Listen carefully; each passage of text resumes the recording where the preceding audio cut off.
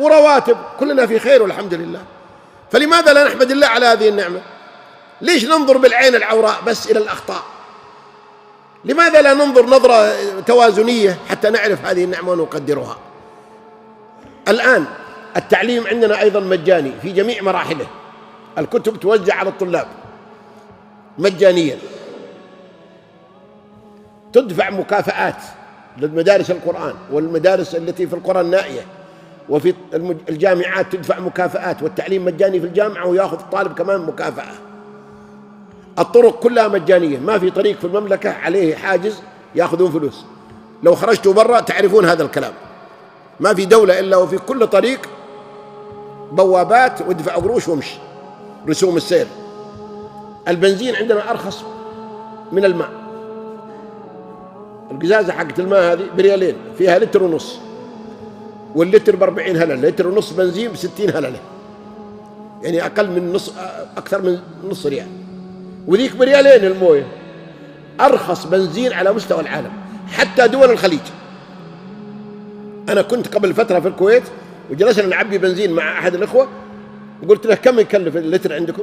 قال يكلف 90 هللة بالسعودي، وحنا يكلف 40، رغم أن الكويت دولة منتجة للبترول وسكانها قليل ونحن كثير، لكن الدولة تدفعه بأرخص الأشياء لتسهيل مهمة نقلي ونقلك. ولذا نعبي البنزين كأنه اذهب إلى الدول المجاورة. في تركيا قريبة، يمكن بعضكم زارها، أي نعم، البنزين هناك اللتر الواحد بأكثر من 20 ريال وانت تدفع عليها 40 هللة.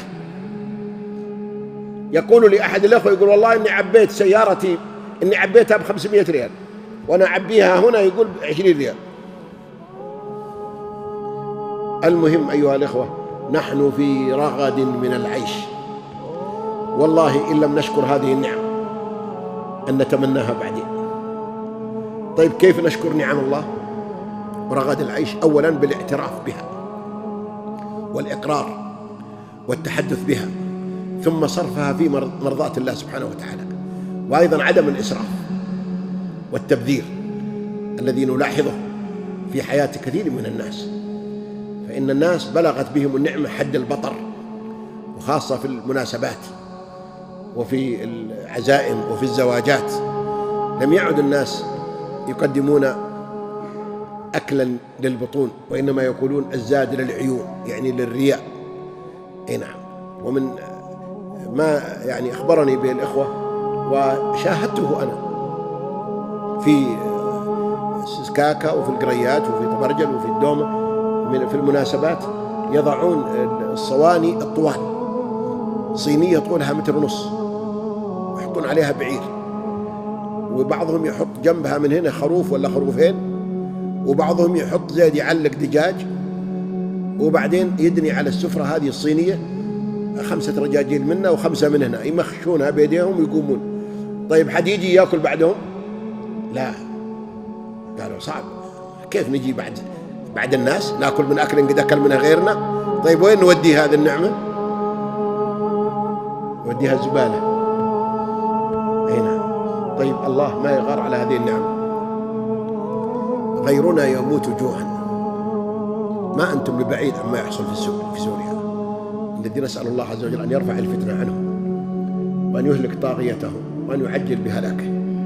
سوريا الجريحة، سوريا التي تنزف قلوبنا دما عليها، بلد الشام، البلد المبارك، بلد الخير، بلد المزارع، بلد الفواكه، بلد الخيرات، الآن يموت الناس فيها جوعا. هل سمعتم بأنهم أكلوا القطط؟ بلغكم هذا؟ شفتوا الواتسابات؟ أكلوا البساس. من يأكل البس؟ أنت تأكل بس أنت؟ إحنا ما كنا الخرفان حتى نبيها، خلاص شبعنا.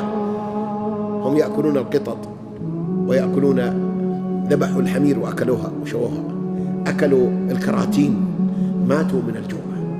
ونحن نرمي النعم في صناديق النفايات على مستوى المناسبات وعلى مستوى أيضا الأسر.